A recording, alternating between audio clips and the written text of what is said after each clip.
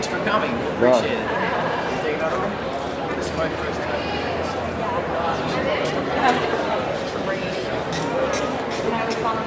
Ready?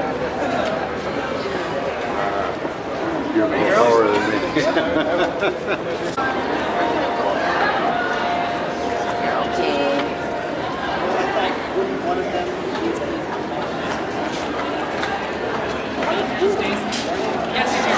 Couple of them, so yeah, it's almost starting the steps. I'll move this and I'll take care of this for you to take pictures, okay? Okay.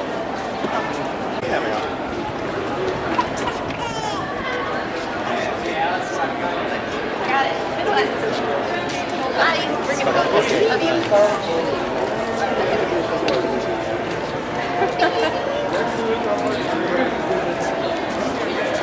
Gatus Adamavicius, Assistant Professor, Information and Decision Sciences.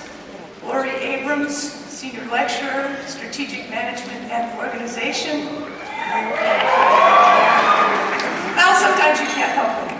I understand. Jean Abraham, Assistant Professor, Healthcare Management. Bob Brunig, Associate Dean of International Programs and Ecolab Pearson and Brief Chair in International Marketing. Dennis Alberg, Senior Associate Dean and Velser Lambert Chair in Urban and Regional Affairs. I'm next. Jean Sitt, Chairman and Global Chief Investment Officer, Sitt Investment Associates, Incorporated, and Mr. Sitt's our keynote speaker. Larry Benvenisti, Dean and U.S. Bancorp Chair of Finance. The Honorable Maureen Reed, Chair of the University of Minnesota Board of Regents. Jerry Reinhardt, Assistant Dean and Director of Undergraduate Studies. Sandra Potoff, Associate Professor and Director of the Master's Program in Healthcare Administration. John Budd, Associate Professor and Director of the Master's Program in Human Resources and Industrial Relations. Avner Ben-Ner, Professor and Director of the Industrial Relations Center.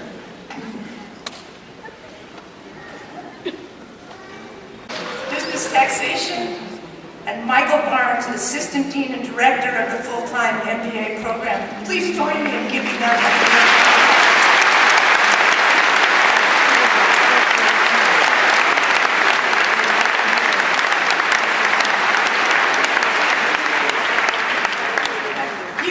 great pleasure to introduce to you the President of the University of Minnesota.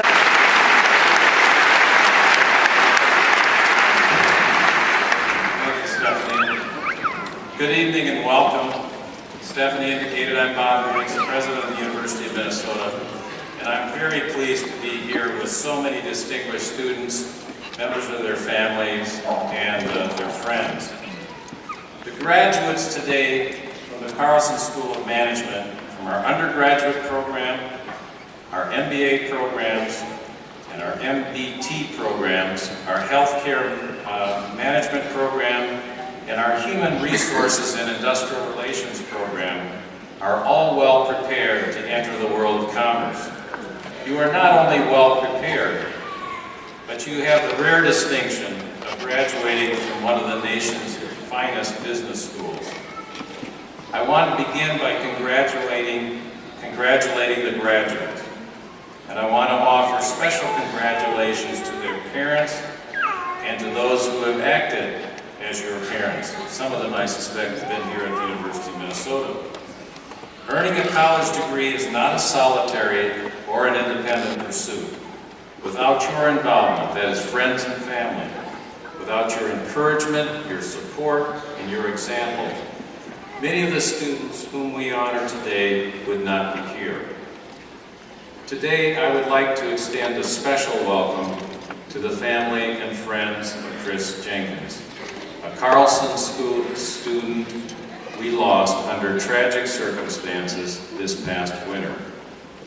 We share your grief, your sense of loss, and hope that the granting of Chris's degree to his sister Sarah will allow you some solace during this very difficult time. I should also mention, incidentally, that Sarah, Chris's sister, Stephen, his father, and Janet, his mother, are all graduates of the Carlson School of Management. Many of the ambitious and bright graduates here today will soon be in careers that are highly demanding of their time, energy, and attention. Some of them will enter public service or work directly for worthy nonprofit organizations. Let all of them remember that as graduates of the University of Minnesota, they are part of a 152-year history of advancing knowledge and serving as a partner for the public good.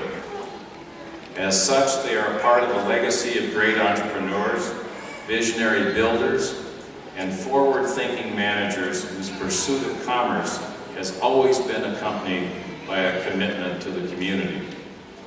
I trust that today's graduates will make their own way and leave their own distinct stamp on this state and on this world.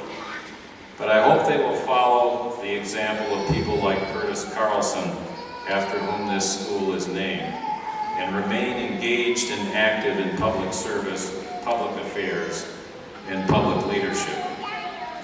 There is an unfortunate trend today of disengagement in this country from politics, from society, and from one another. Remember that there are challenges that need your energy, that need your drive, and require your resoluteness. In closing, I thought you might enjoy hearing what my predecessor, Cyrus Northrop, said nearly 100 years ago.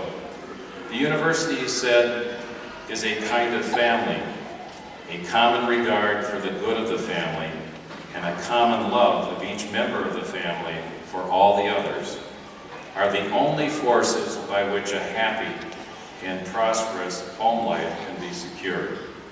These are fine thoughts, and I hope you'll carry them with you long after you've left the campus of the University of Minnesota. I hope you'll remain part of this distinguished University of Minnesota family. I hope that you will help us to maintain the U as one of the world's great universities, and I hope you'll come back often to visit us. Meanwhile, congratulations to all of you, and best wishes to you in your future careers. Thank you.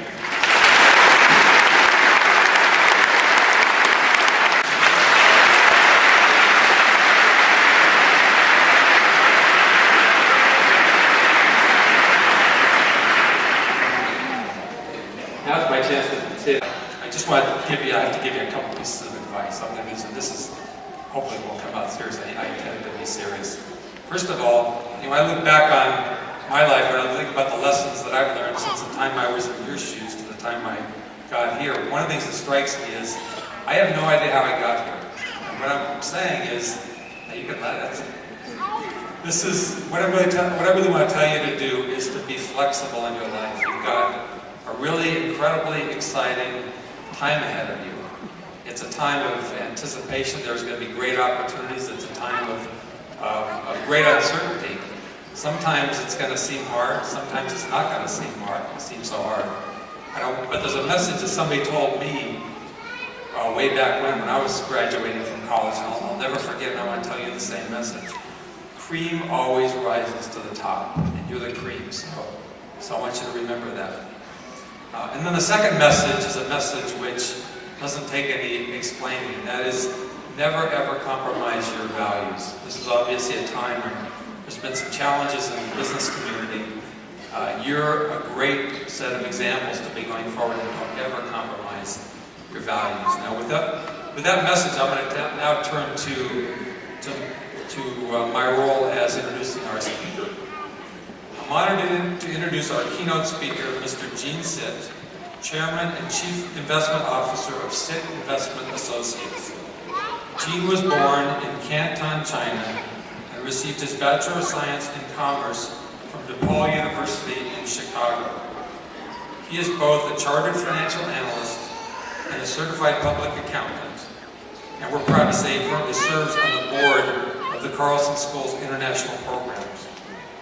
Gene founded Sitt Investment Associates in 1981 and prior to that, he was CEO and Chief Investment Officer for American Express IDS Advisory. Today, Sit Investment Associates is a diverse financial asset management firm with capabilities in both domestic and international financial asset management. Sit Investment Associates currently has in excess of $6 billion in assets under management for institutional, family, and mutual fund clients. In recognition for his outstanding contributions to the investment profession, Gene is a recipient of the C. Stewart Shepard Award given by the Association for Investment Management and Research. Now, will you please join me in welcoming our speaker, Mr. Gene Sitt.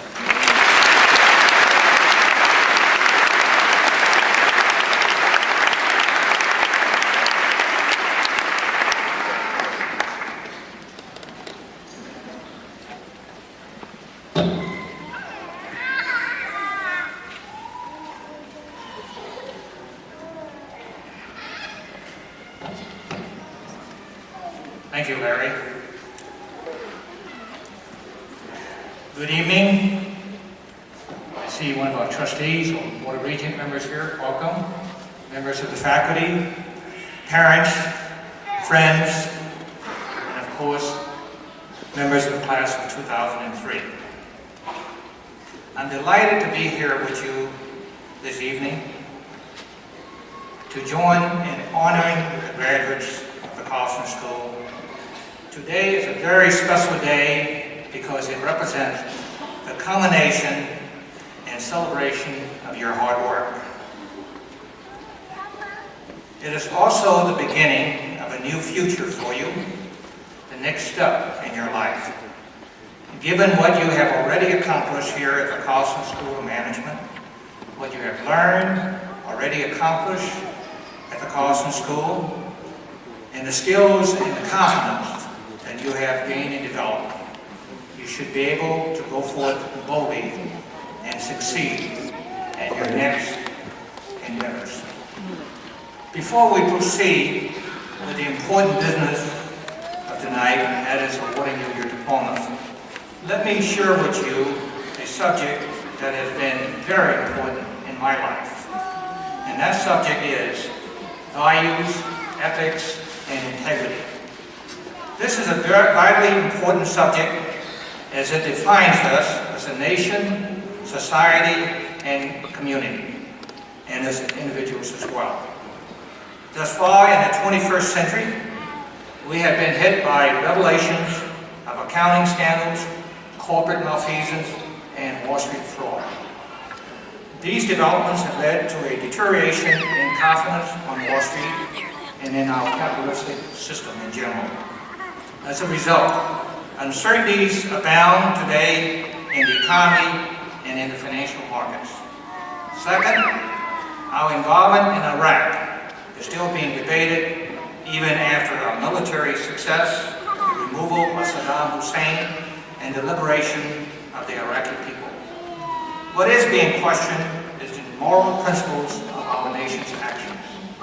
However, as an American, I am proud of our country's effort on behalf of the Iraqi people. Values, ethics, and integrity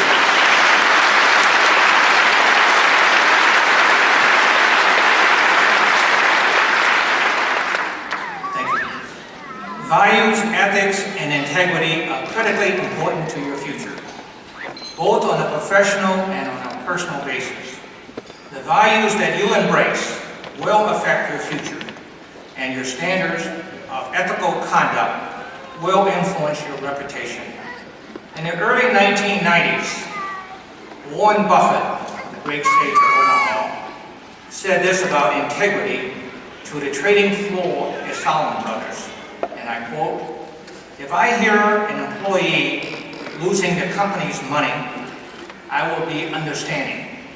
However, if I hear of any employee losing Solomon's one shred of reputation, I will be ruthless," end quote. While this admonition was widely quoted and admired on Wall Street, the greed and unethical practices of the past dozen years have created much cause for concern today. In covering this subject, I will discuss several major topics. The first relates to values. What are values and key values, including our country's values, corporate values, and individual values. Second, ethics and integrity. What are ethics? What do we mean by good ethical conduct? Good ethical conduct refers to conforming to a set of accepted professional standards of conduct. My peers in the investment profession are governed by standards and regulations established by the SEC, the New York Stock Exchange, the Securities Industry Association, the NASD, and the Association for Investment Management and Research, of which I was a part of and as a chair for a number of years, and we call that organization AIMO. It is obvious that stated industry and regulatory standards of conduct were not followed when the fraudulent acts occurred. Integrity reflects an individual's character and reputation. Key questions on integrity relate to A, how do you earn the desirable reputation of integrity? And secondly, how do you keep it? First, let's discuss values. Values are the principles in which we believe. They are the beliefs that are important to us, and they serve to guide us in our actions. America's values can be categorized by three basic beliefs. One, we believe in a democratic form of government. Two, we believe in a market-oriented economy. And three, we believe in free trade. These values have served America well since our independence, and they continue to guide us today in governmental and business policy and in our overall society as well. Let's next discuss America's value in greater detail. First, democratic values. Our democratic values with freedom and liberty as the cornerstone have established America as the champion of the free world. And our democratic government is the envy of the civilized world. However, over the last 100 years, we've had to pay the price for defending these values, and this has led to our involvement in several international conflicts in the pursuit of peace. Additionally, as a result of our pursuit of peace, the U.S. has established meaningful programs in foreign aid which have helped to rebuild the economic and governmental structures of former defeated adversaries and allies. Well, what we have accomplished with the Marshall Plan and the rebuilding of Europe and the economic redevelopment of post-war Korea serve as testimonials to America's democratic values. Likewise, while we still have a major undertaking ahead of us in Iraq, I am confident that their people and economy will be better off under our democratic leadership. Second, our market-oriented values. Our economy has been built by our market-oriented policy. Going forward, it is imperative that we maintain the dynamics of market forces, including a minimum of government regulation and interference in our economy, an environment of low taxes and incentive for savings and investments, and a system that rewards individuals for hard work, innovation, and success. On the role of government, President Lincoln once said, and I quote, "The legitimate object of government is to do for people what needs to be done," end quote. He went on to say, and I quote again, that government should do what people cannot do by individual effort. Recent scandals in the private sectors have brought demand for increased government regulations, and the recently enacted Sarbanes-Oxley Act is a prime example. Hopefully, the current crisis for corporate scalps and increased securities regulation will not jeopardize the basic foundation of our market-oriented economic system, one in which no one doubts its many virtues and accomplishments. America's third key value is that we believe in free trade. Very simply, free trade promotes economic opportunities among nations. This is accomplished through eliminating trade barriers or by reducing tariffs. Over the past 50 years, the growth in international trade has accounted for approximately 1/4 of the increase in global economic growth. Thus, furthering free trade is a win-win policy for the global economy, including tougher penalties for fraudulent action and abuse. And C, Special achievements are noted in your program today, but in the interest of time, we ask only one student to come forward and receive an award. The Tomato Can Loving Cup is the oldest award given to students by the Carlson School of Management. Today is being presented for the 74th consecutive time. The award itself is indeed a tomato can, with the names and signatures of previous recipients engraved on the can. It's been embellished a bit, as you can see, over the years. The tomato can recipient, following 2 years of professional work experience, is also eligible now for a full tuition scholarship with the Carlson MBA program. While I provide a brief summary of the accomplishment of this year's winner, I would like him to please come forward. Ahmed Puri, would you please join me up here?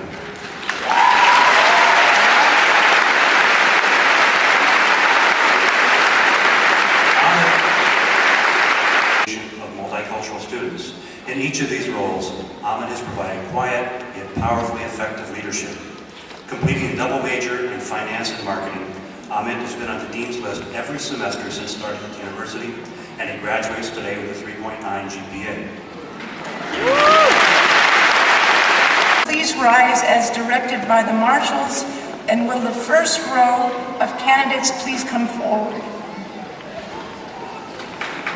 Part-time students.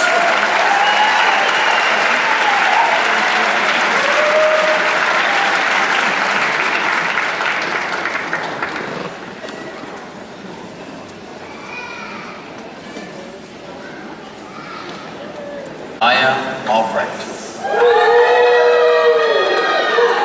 Kara Anderson. Eric Baltus. Eric Beasley. Jody Becker. Don Berthuem. Gautam Bhattacharya. Rama Nimagata. Diane Powey. Linaway Paul Misano. John Peterson. Melissa Pint. Jennifer Presnell. Erica Quamperi Robinson. Eric Rosner. David Ruther. Anthony Oliver Russell. Namita Sarma.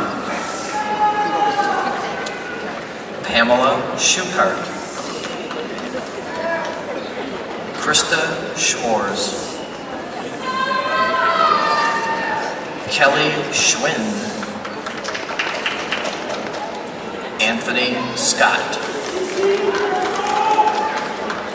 Maria Shira Mehta. Hooray!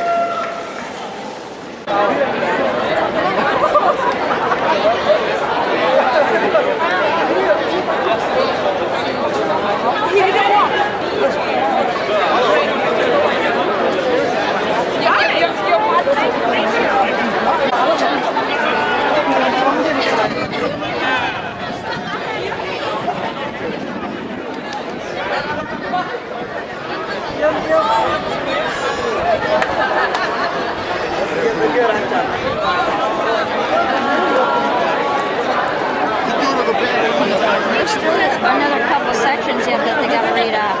Does it look like he's still in there?